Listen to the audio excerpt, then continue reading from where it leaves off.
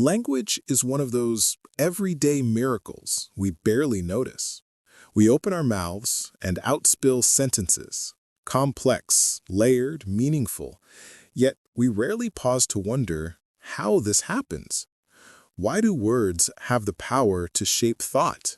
Why do children master language with a speed no machine can match? And how did the structures inside our minds give rise to infinite expression from finite elements? In The Secrets of Words, Noam Chomsky pulls the curtain back on that quiet magic. Instead of treating language as something we learn, the way we memorize recipes, Chomsky treats it as an instinct, an internal architecture wired into our biology, a blueprint, a possibility space waiting to be filled. And as you follow him, you begin to realize that studying words is not just about linguistics. It's a way to explore human creativity, human thought, and even human freedom. Because language is the tool we use to imagine, to resist, to connect, to question. The structure of sentences turns out to reveal the structure of the mind. This book is an invitation to see language not as a school subject, but as a deep expression of how humans think, how we carve meaning out of chaos, how we transform raw experience into shared reality. So, as we move through this summary, let's keep a sense of curiosity close at hand. Chomsky isn't simply telling us about grammar. He's showing us how words reflect the hidden geometry of cognition, the strange and elegant logic that makes us human. And if you enjoy stepping behind the scenes of the mind, into the machinery that makes thought possible, stick around. There's a lot to uncover in the landscapes Chomsky draws. Chapter 1. What a word really is. In the opening chapter, Chomsky dismantles our everyday intuition about words. A word may look like a simple unit, something printed in dictionaries or memorized in childhood, but linguistically, it is a complex cognitive structure. A word is not merely a sound or a symbol. It is a mental object shaped by our biological capacity for language. Chomsky begins by pointing out that humans acquire words with remarkable speed, often with minimal exposure.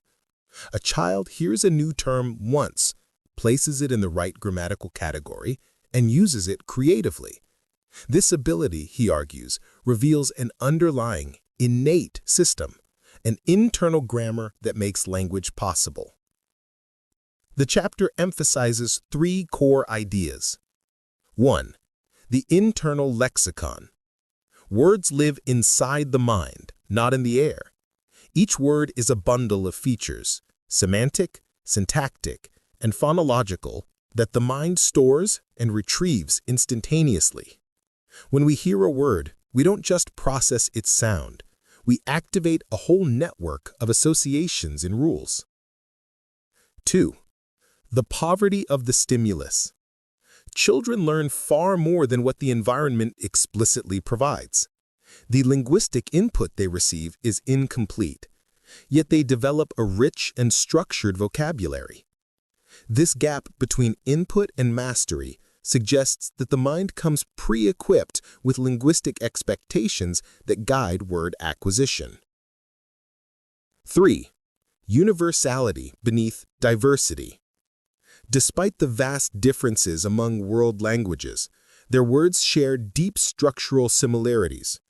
Whether a child learns Arabic, English, or Japanese, the process follows the same cognitive blueprint. The surface may look different, but the internal mechanisms are astonishingly uniform. By the end of Chapter 1, Chomsky invites the reader to abandon the everyday assumption that words are learned items. Instead, words are expressions of a uniquely human computational system, an internal machine that generates meaning with incredible efficiency. Chapter 2. The architecture of meaning. In the second chapter, Chomsky turns from the nature of words to the deeper machinery that gives them meaning. Words do not hold meaning the way a box holds an object. Instead, meaning emerges from the interaction between the lexical item and the cognitive structures of the mind. Chomsky begins by challenging the classical view that meanings are fixed definitions. A dictionary offers descriptions, not explanations.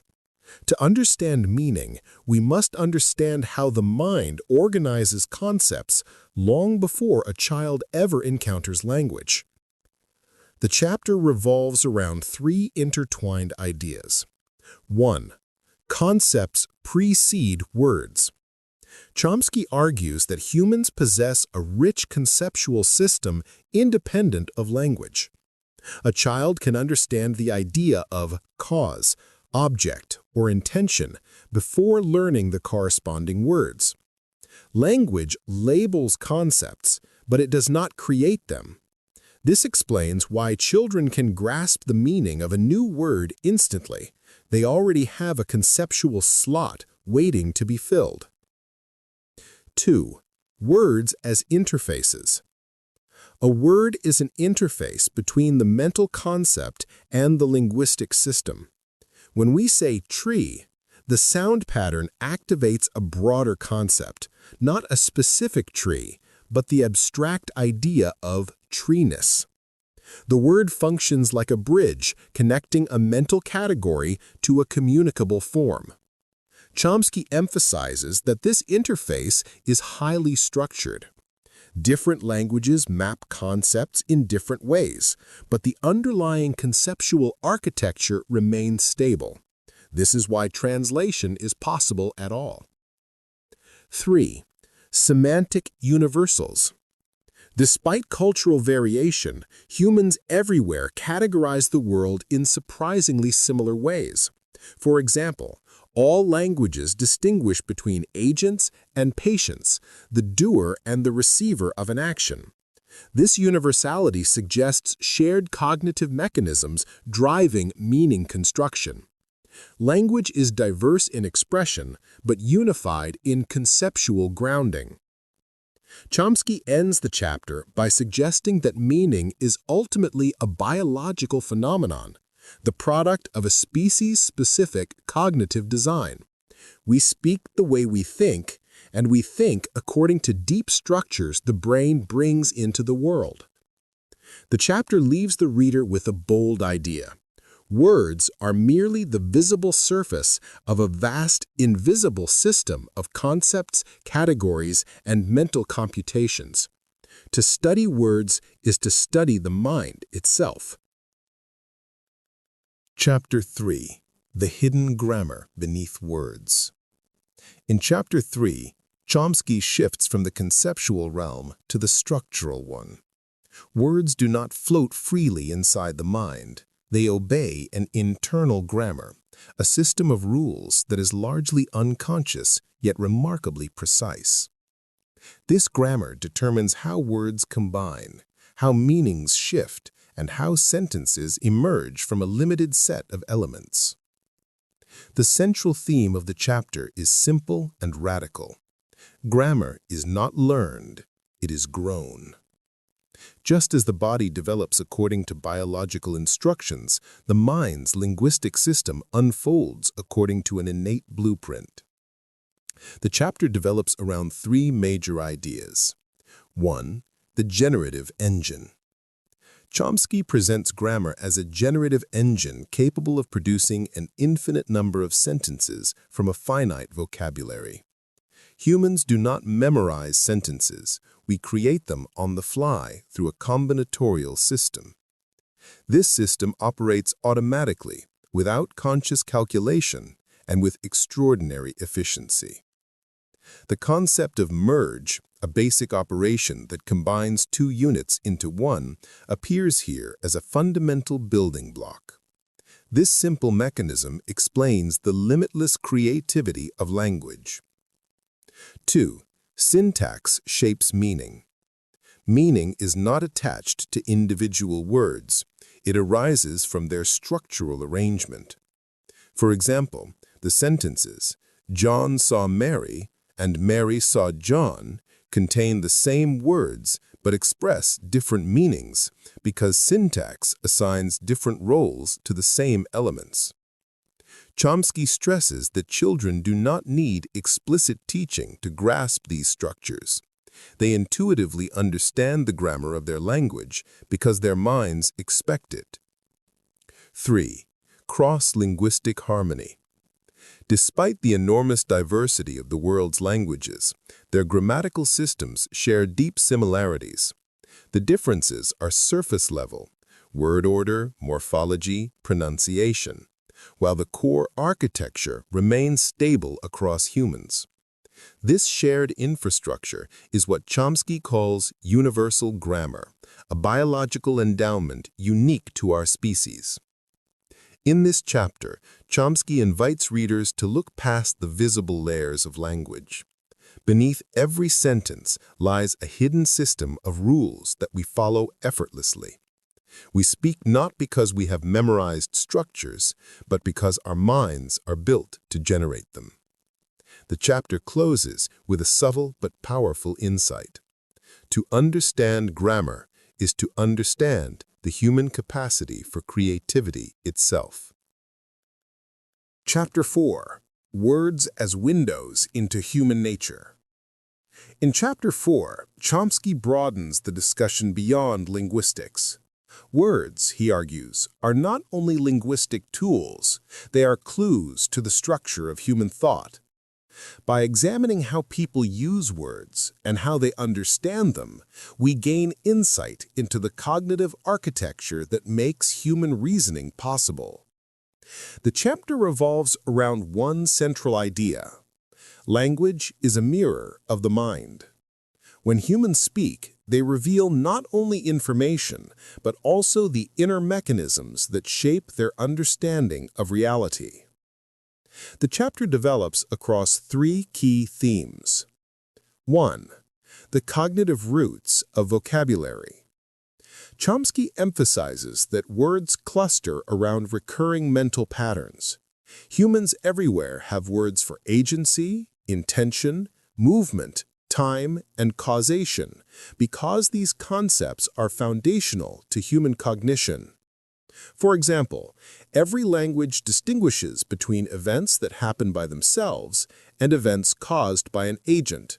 This suggests that humans naturally parse the world in terms of causes, effects, and actors. Words do not create these distinctions, they express them. Words trigger mental simulations, and these simulations follow universal cognitive rules. The limits of language reveal the mind's shape. Some concepts are easy to express in all languages. Others are notoriously difficult.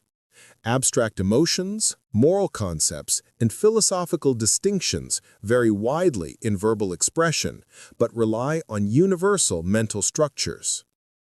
The gaps between what we can say and what we struggle to express are not accidents. They reflect the boundaries of human cognition. Chomsky uses these linguistic patterns to propose that human nature is not a blank slate.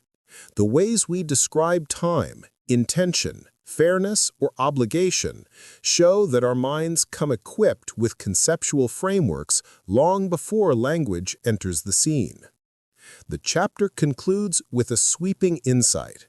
Studying words is not just studying communication, it is studying what it means to be human, how we categorize the world, interpret events, and build meaning from experience. Chapter 5. How Words Shape Our Understanding of the World. In the 5th chapter, Chomsky turns his attention to a question that feels both linguistic and philosophical. How much of the world do we discover, and how much do we construct through language? The chapter unfolds slowly, almost meditatively, inviting the reader to notice that words are not passive labels. They are active participants in perception, framing how we carve the world into categories, how we reason about events, and how we connect ideas. Chomsky opens by challenging the familiar assumption that language simply mirrors reality. Instead, he suggests that our vocabulary subtly guides how we interpret the world. When we choose a word, we are not just naming something, we are choosing a perspective. 1. Words as cognitive lenses. Each word carries with it a way of seeing. A term like freedom, justice, or even accident is not a neutral description. It pulls certain details into focus while pushing others to the background. Language highlights certain relationships and hides others. Through these choices, words shape our intuitions about causation, responsibility, and meaning. Chomsky argues that this shaping effect is universal. Humans everywhere use words to simplify the overwhelming complexity of experience, turning the raw flow of perception into coherent, manageable concepts. 2. The mind's tendency to seek structure. Even before language enters the scene, the human mind searches for patterns, agents, actions, causes, intentions. Words latch on to these pre-existing mental habits. This is why vocabulary across the world converges around certain conceptual anchors. Who did what? Why it happened? What changed? And what might happen next?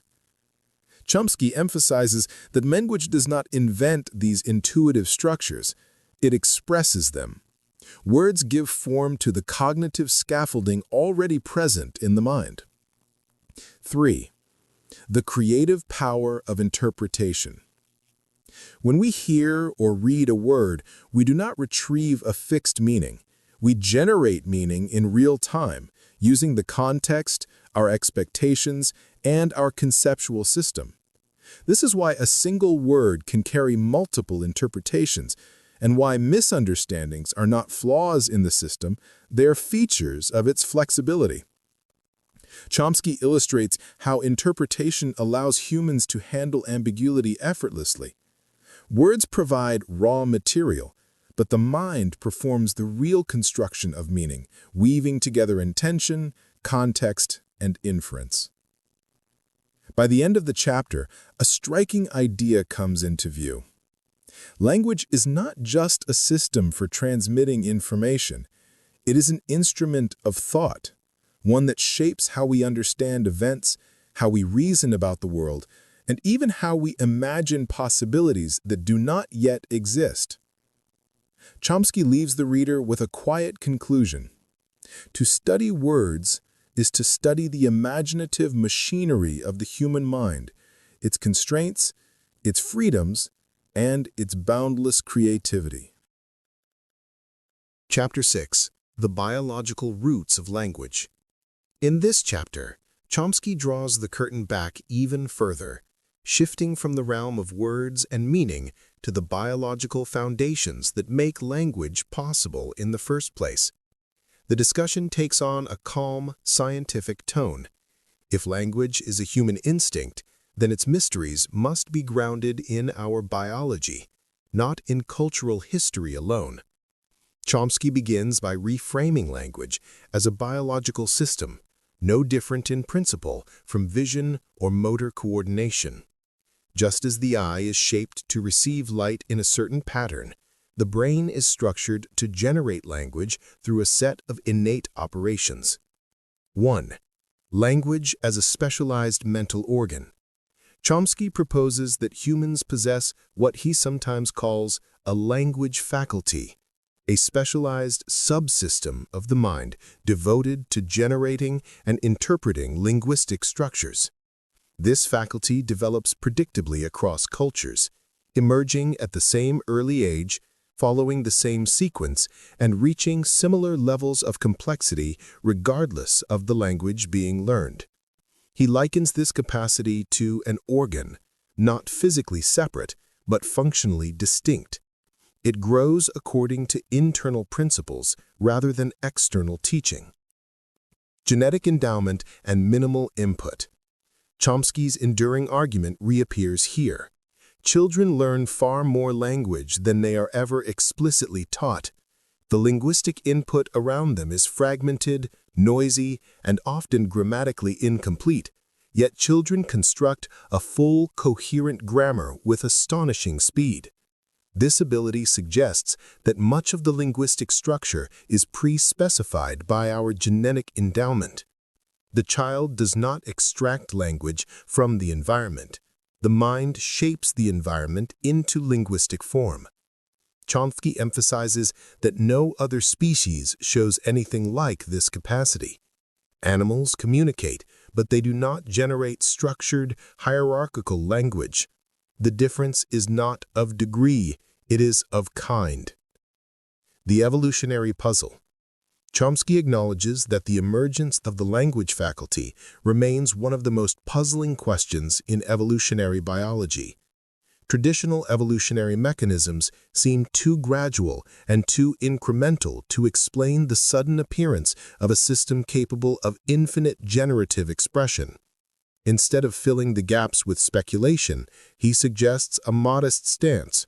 Perhaps the linguistic system arose from a small genetic change, an innovation that allowed the operation merge to appear, triggering the explosive growth of human linguistic ability. Language, in this view, is not a cultural invention, but a biological breakthrough. Chomsky closes the chapter with a reflective tone. The study of words cannot stop at semantics, syntax, or even cognition. It must eventually descend into biology, the place where the human capacity for language is rooted. Our ability to generate meaning, understand others, and construct entire worlds of thought is tied to the structure of our brains and the evolutionary history of our species. The hidden truth he gestures toward is simple but profound. The story of words is ultimately the story of what humans are built to do. Chapter 7. Words in the Social Landscape. This chapter shifts the focus from the inner machinery of the mind to the communal spaces in which language lives. After spending much of the book arguing that language is primarily an internal biological system, Chomsky now turns to the undeniable fact that words also serve a social function. They allow minds to connect, cooperate, and share their internal worlds. Yet even here, he maintains a crucial distinction. Communication is something we do with language, not its core design. Words are shaped by the biological system within individuals, and only then do they enter the social arena. 1. Language as a tool for coordination, not construction. Chomsky argues that society does not build language. Rather, individuals bring their internal linguistic systems to the table, and communication emerges from the overlap between these systems. When two people speak, they are not exchanging perfect replicas of ideas. Instead, they're aligning their interpretations loosely enough to coordinate action and thought. This explains why misunderstandings are common yet rarely catastrophic. Humans are equipped to infer intentions, fill gaps, and repair errors, skills rooted more in cognition than in social convention. 2. The flexibility and fragility of meaning in society. Chomsky highlights how social contexts can stretch, bend, or distort meanings. Words that appear stable at the cognitive level can become battlegrounds in public discourse. Terms like freedom, security, progress, or justice gain layers of political or cultural meaning that exceed their original conceptual roots. This flexibility is a strength. It allows societies to negotiate values, but also a source of manipulation. Words can be used to clarify or to obscure, to enlighten or to mislead. Chomsky, known for his critiques of media and power structures, gestures here toward a larger truth. Linguistic ambiguity can be weaponized. 3. shared meaning emerges from shared cognition. Despite social variation, human communication works remarkably well across communities because the underlying conceptual architecture is shared. People everywhere interpret agency, causation, intention, spatial relations, and physical objects in similar ways. These deep similarities allow societies to build stable systems of knowledge, tradition, and cooperation. Chomsky suggests that the durability of human culture rests on this shared cognitive substrate. Without it, language would collapse into private idiosyncrasies, and communication would be impossible. By the end of the chapter, the social world of language appears not as the origin of meaning, but as its extension. Words function socially because they are grounded in a biological system that humans share. Language is private in its internal structure, but communal in its use. The chapter closes with a calm, reflective insight. To understand how societies use words, we must first understand how individuals generate them. The social landscape of language is a vast, shifting field, but its roots run deep into the stable soil of the human mind. Chapter 8. The Mind at Work. Interpreting Words in Real Time. In this chapter, Chomsky explores what happens inside the mind each time we encounter a word. The moment seems instantaneous from the outside, but internally, it is a highly organized cognitive event, a rapid dance between memory, expectation, and interpretation. Chomsky's concern here is not with the structure of words themselves, nor with their social use, but with the process of understanding. How does the mind take a string of sounds and transform it into meaning? He offers a view that is both grounded in cognitive science and elegantly simple. Understanding a word is an act of construction, not retrieval. 1. Meaning as an on-the-spot creation. When the mind hears a word, it does not open a mental dictionary and pull out a single definition. Instead, it calls up an entire conceptual field, memories, expectations, possible interpretations, and selects the meaning that fits the present context. This selection is immediate, unconscious, and remarkably flexible. A word like light, depending on context, might refer to illumination, weight, or even spiritual clarity. The mind resolves the ambiguity without effort because it is constantly predicting, testing, and revising meaning. A simple phrase like "she started to" immediately activates a range of possible continuations, narrowing down meaning as soon as the next word arrives. 2. The role of context as a cognitive trigger. Chomsky emphasizes that the mind is always ahead of the sentence, anticipating what might come next. Context is not something added after hearing the word. It actively shapes the interpretation from the very beginning. This predictive mechanism explains why humans understand speech even when it is noisy, incomplete, or ungrammatical. The mind does not passively absorb language. It compensates, infers, and reconstructs. A simple phrase like "she started to" immediately activates a range of possible continuations, narrowing down meaning as soon as the next word arrives. 3. Internal knowledge overrides external input. A key point resurfaces here. The mind is not a blank slate. Much of what we understand comes from internal knowledge, not from the direct linguistic environment. We can interpret metaphors, jokes, shortcuts, and incomplete sentences because our cognitive system fills in gaps using built-in conceptual structures. Chomsky highlights how even novel expressions, phrases no one has ever heard before, are understood instantly. This ability shows that meaning is generated through internal rules, not memorized patterns.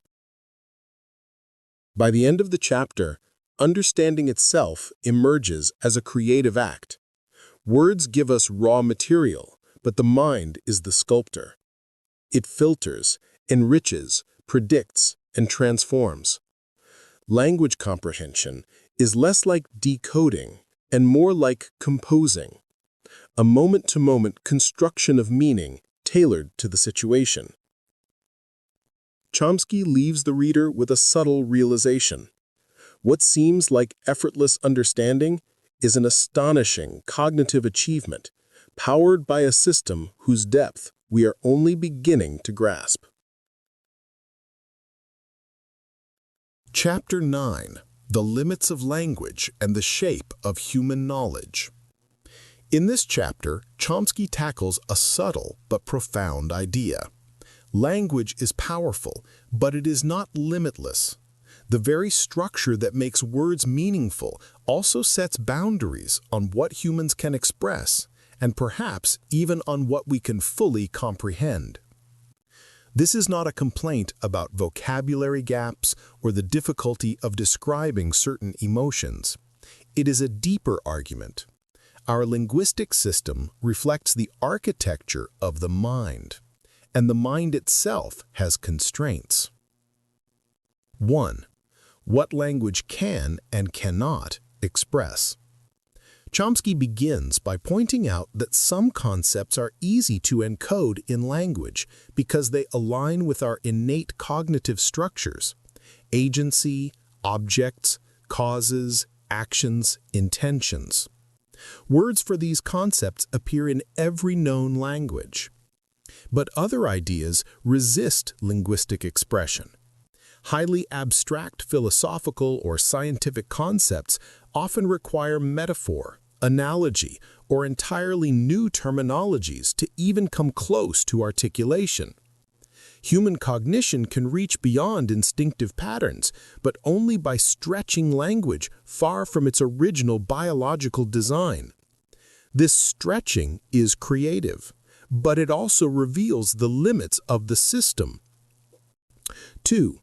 Science as a test of linguistic boundaries. Chomsky uses scientific inquiry as an example of how humans push against the edges of language. When scientists describe quantum fields, multidimensional space, or deep time, they rely on terms that were originally meant for everyday human-scale experiences. Words like particle, wave, or force are metaphors extended far beyond their intuitive roots.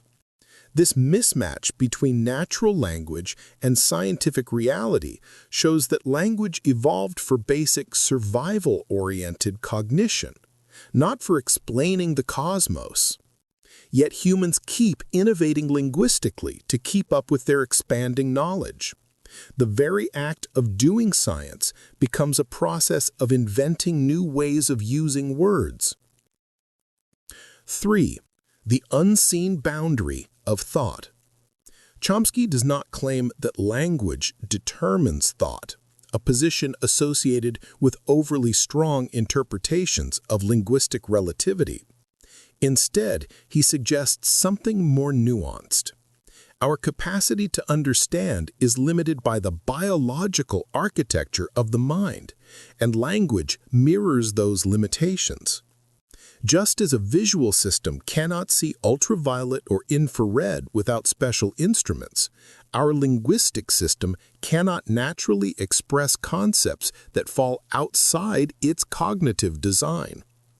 There are truths we may never perceive intuitively, simply because our minds were not built to grasp them. The chapter becomes quietly philosophical here. Human beings use language to expand their understanding of the world, but they do so within the constraints of a system shaped by evolution, not by logic or ideal reason. Chomsky closes the chapter with a sober reflection. To study the limits of language is to study the limits of human knowledge. Words illuminate vast territories of thought, but they also cast the shadows we cannot see beyond. Chapter 10. What words reveal about the human mind? In the final chapter, Chomsky steps back to view the entire landscape he has been guiding the reader through. Words, those small, everyday units of language, turn out to be windows into the deepest layers of human nature. They are clues to how we think, how we interpret the world, and how our species evolved a uniquely creative cognitive system. Chomsky does not present language as a finished puzzle, but as an ongoing inquiry, one that constantly forces us to confront the limits and mysteries of the mind. 1. The unity behind the diversity. Languages across the world vary in sound, structure, and expression, yet beneath these differences lies a shared cognitive framework. The same basic operations, like merge, the brain's way of combining units into larger structures, are at work in every language.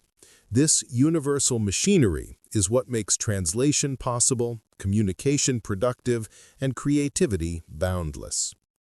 Chomsky emphasizes that the diversity of languages is not a contradiction to universality, but an expression of it. Human minds build languages differently on the surface because they share the same deep cognitive blueprint.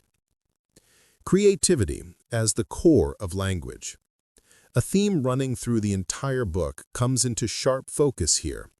Humans do not use language by recalling memorized patterns. We create language each moment, generating meanings and structures that may never have existed before. This creative capacity is not an add-on. It is central to the human linguistic faculty. It is what enables storytelling, science, law, humor, and abstract reasoning. It is why a child can produce sentences that no one has taught them, and why adults can coin new words or metaphors with ease. Creativity, for Chomsky, is not poetic flourish. It is the default mode of human language. The mystery that remains. After decades of research, Chomsky remains clear about the limits of our understanding. We know that language is biological, that it emerges spontaneously in children, that it relies on internal conceptual structures, and that it has universal properties. But we still do not fully grasp how the brain implements these operations, or how a single genetic shift could have enabled the vast leap to human-level linguistic ability. He suggests that some aspects of the language faculty may remain permanently beyond our scientific reach, not because the universe hides them, but because the human mind may not be built to grasp them fully. This is not pessimism, it is intellectual humility. Science progresses by recognizing its own boundaries. The book closes with a gentle but powerful insight. To study words is to study ourselves. Behind every sentence we utter lies a complex interplay of biology, cognition, imagination, and social understanding. Language is not merely a tool for communication. It is one of the defining features of being human. Chomsky invites the reader to continue the exploration, knowing that the more we uncover about language, the more we uncover about the strange and remarkable creatures who use it. Conclusion. Reaching the end of The Secrets of Words feels less like finishing a book and more like stepping outside a vast observatory, one where the stars we were examining turned out to be the words we speak every day. Chomsky invites us to rethink everything we assume about language, not as a cultural invention, nor as a mere tool of communication, but as a biological gift, an internal engine that shapes how we perceive the world and how we construct meaning out of experience. The real revelation is that language is not separate from thought. It is thought in motion. Each word carries traces of our evolutionary past, our shared cognitive architecture, and our creative ability to imagine what has never been said before. The mystery is not why humans speak, it is how this remarkable system emerged and why it allows such boundless creativity. Chomsky's reflections leave us with a quiet sense of wonder. For all our scientific progress, the deepest mechanisms of language still elude complete explanation. Yet this uncertainty is not a barrier. It is an invitation to keep exploring. Every new insight, every fresh perspective on how words work brings us closer to understanding what it means to be human. If this exploration opened a new window for you into language, mind, or the strange genius of our species, support the journey. Like the video, subscribe to the channel, and help us continue bringing thoughtful, mind-expanding book summaries to everyone hungry for deeper understanding.